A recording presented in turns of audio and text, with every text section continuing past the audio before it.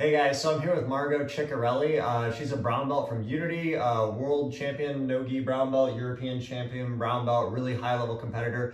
She has a really modern game, does a lot of Bolo, a lot of crab ride, a lot of lapel stuff. So she's been here training with us for a month, so we've been exchanging a lot of ideas.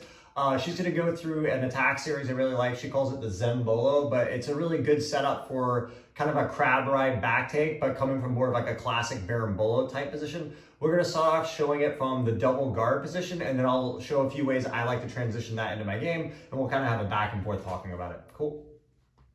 So just to give you a little preface into why it's also called the Zen Bolo, I think traditionally the idea of the Bolo movement is that you are constantly using dynamic movement and you need to do it at a particular velocity in order to execute it. So by applying the name Zen before Bolo, it's to imply that you can do it slowly and actually have a lot of control over the movement, given that you understand these universal movement concepts and objectively what are you trying to achieve in the Bolo. So I'm going to take you through a series of different movements that I feel has helped me really apply the Zen style to the Bolo, okay? So let's get into it. So we're going to start from the double guard ball position. Traditionally for the Bolo movements, very commonly we always start in the De La Riva position. But if we just look at the shape of the De La Riva, it's an outside hook in the outside space of my partner's leg. So for the Zen Bolo, we're actually going to start from the inside space. But please note this. So once I pummel this leg to the inside, I take upon this leg positioning that looks similar to a modified X. But if we look at my leg positioning on the outside space, it actually looked exactly the same as the original De La Riva hook, okay? Except we can understand where my leg interacts with John's leg is a little bit different. The nature of the normal De La Riva hook is that I am creating a blockade on the outside of his leg. So the inside space of his leg is free to move around. His knee can go freely into internal rotation as he likes, right? But if I pummel to the inside space, firstly, I'm shelving his foot on my hip. In conjunction to that, I'm also slightly leaning forward with my torso. At the same time, my left hand is grabbing on the pant grip, my elbow closes at the foot. So I have numerous strategies that I can already wedge his leg here, okay? My foot is just simply, my instep is resting to the inner thigh. And from here, I use both of my hands on the pant sleeve, and I'm going to go into the position that I've started calling the cross De La Riva, okay? So from here, I'm going to lean back enough that I can pass the foot to the other side, and again, closing my elbow to keep his foot wedged by my hip line, okay? Release this hand, I'm going to dive towards the hip. So I don't want to fall into this space. Ideally, I'm trying to land as close to the hips as possible. If we try and understand what we're trying to achieve with the Bolo, we're usually trying to achieve the back take position. So that usually means, again, if I think about the leg as being a ladder to the back, I have to go from the toe line to the knee line, to the hip line, to create back exposure that allows me to get the back take. If I don't somehow navigate this ladder, there's no way I'm going to get the back take, okay? So in this position, I am starting at the toe line and by the knee line. So if I just fall here, I'm very, very far away from the hip line. It's going to be much more difficult, and it really decreases my success rate to taking his back, okay? So I want to fall as close as possible. So from here, as I dive for the drawstring, this leg shoots for the deep De La Riva, or I'm simply just hooking his far side hip. And this way, just a little bit so they can see it. Yeah. So this shoots to the far side hip, okay? I'm keeping this leg rested and shelved on the top of my hip. From here, my right leg is currently hooked under his far side knee. I'm going to bring it to the near side, okay? So as I do that, at the same time as I bring it to the near side, to the outside space of the near side leg, look at how I come back to my elbow, okay? Also, please pay attention to my torso positioning. If I stay here and just keep my leg in this position, I feel like John's leg is actually loading my leg in such a way that it's very inefficient. It's very hard to stay here for an extended period of time. Because see how my knee is very far away from my center. So I'm using a lot more energy to stay in this position. So if we want to maintain our Zen, we actually need to get up. And when my center is close to my knee, this isn't costing me any energy to keep my leg in this position. Whilst in this position, you can see in the way that I have rotated my leg, with my instep hooking just below his kneecap, with my knee,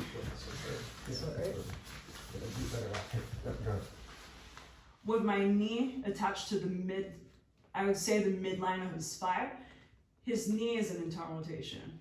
When I can internally rotate the knee like this, what it usually does is apply a certain amount of torque into the hip. So everything that I do to the knee is actually reflected in the hip. If it's reflected in the hip, if I keep doing it to a certain amount, his back will turn eventually, okay? So this is part of the internal rotation idea of this movement. So as I'm here, usually the most common pathway that we can do from the Zen Bolo is I release this plank grip and I fish for the far side collar, okay? There are numerous situations where if he fights me and I cannot make this available, we can go for the back of the collar, like the horseshoe grip, or simply grab any fabric at the back of the gi like this. But for this variation,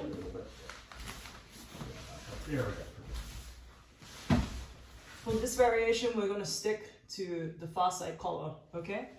So from here, what happens next? Right now I'm rested on my elbow. Usually I'm leaning my torso in, but if my partner is in this sort of positioning, it's very easy for me to disengage my far side foot, to go in between the legs, to come to more of this kind of position, okay? Since I'm in this position where I'm essentially more like in a top leg drag position, as I continue to stack John in this position, what I'm looking to do in any sort of Bolo movement is actually to crunch him into a ball position. So if we just readjust one more time. So in this position, where I'm trying to make John into a ball-shaped position, we're trying to reinforce this idea of the knee and shoulder relationship, okay? So if we look at where John's shoulder is and where his knee is, essentially we want them to be in a loving relationship. Right now they're very far from each other, so this is not a loving relationship. In order for his knee to get closer to the shoulder, because of the internal rotation, or what I like to call the Zen hook, when I have a good Zen hook, it's very hard for him to resist me in this sort of situation, especially when I have the far side collar grip. Okay, so if I continue to just inch up his body, I can maintain this rotation. To complete the inversion in this position, I'm looking to align my ribcage with John's ribcage at this perpendicular. Okay, so I'm not trying to face him this way, because the nature of the inversion is I have to roll over my shoulder. Okay, so if I demonstrate once. So as I land in this position, you can see how my hook and my knee is starting to face the floor from here. My left foot can help me reinforce to the outside simply to keep a better kind of control. My left hand is going to go to the drawstring, the top drawstring. From here, essentially the easiest way that I can finish the back take from here is to use this foot and try and hip escape to go underneath John's hips. So as I try and stack in this manner, as I pull the drawstring back to me, I'm trying to pull it to my far side hip now, okay? I'm trying to get John to sit in front of me, okay? At the same time, I'm going to use this foot that is attached to his far side leg and try and almost create an arc shape. So I'll demonstrate once. So as he is here, right now he's still sitting on top of me. If I can use this outside hook, again with the same idea of internal rotation and this concept of stretch reflex. So I introduce you to this idea. If I create this small circular movement, an object that stays in motion will continue to be in motion, okay? If I just start to pause and I try and stretch, it's very unlikely that I'm going to get John to move, especially as a smaller person. So if I do this and extend, you see how his body rocks forward. So I do circle, circle, circle, stretch, and I use the rocking motion of me trying to sit up, and also my bottom leg is actively pressing off of the floor to make John go into this seated position, okay? When I join all these movements together, so the circling, me sitting up with my torso, and this movement, it really facilitates maintaining your Zen in the Bolo. So I'll do it one more time.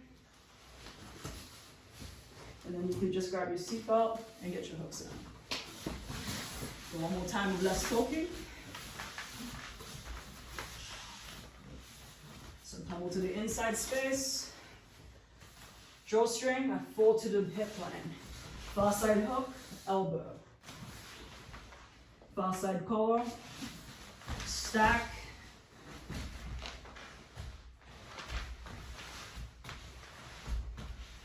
So if you feel like you're very far away from your partner, try and hip escape a little bit underneath of them. You can press them up, coming back to this position. Do it again and just start on this side because it'll give like all the other angles.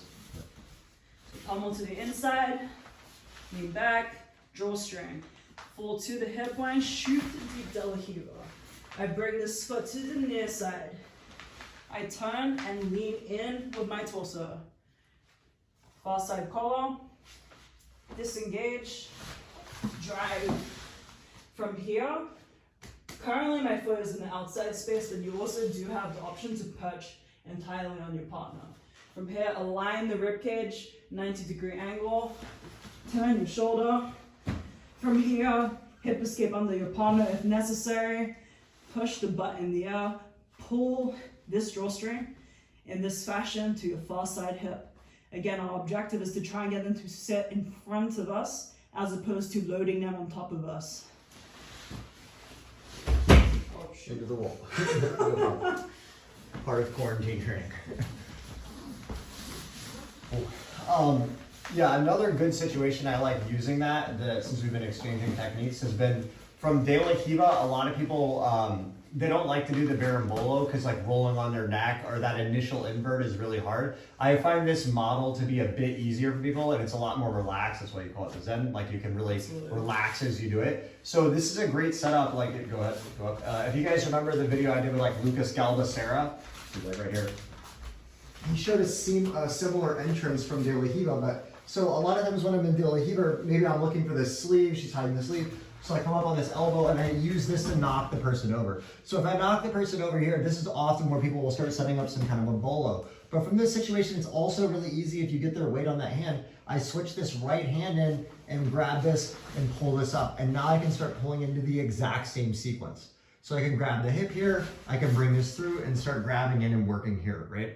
And again, one of the big things with this, and there's different variations, but if they leave their leg really open,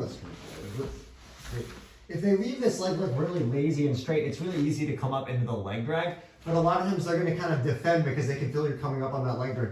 So like she was talking about, that rotation feeling, you really feel that in your hip. And you can emphasize it again in a minute if you do it again. But that exposes the back. We're going to lay on her back, right? It's like if you're here and like keep your knee really tight, if you do this enough, that exposes the back. That's such a huge idea. It makes it really strong, right? So once we get in here, we come across, I grab up here, I come up, and if she doesn't do anything, I can just come in and take the back here. If she responds back by going tight with her knee, I can invert through, go here, and then we can start going for the back take from there. Right, we'll do that one more time. Yeah, we'll start. Right, so we're here like this, I come up on the collar. Okay, I come up on the collar, I knock down. Here, I switch to this, I pull this in.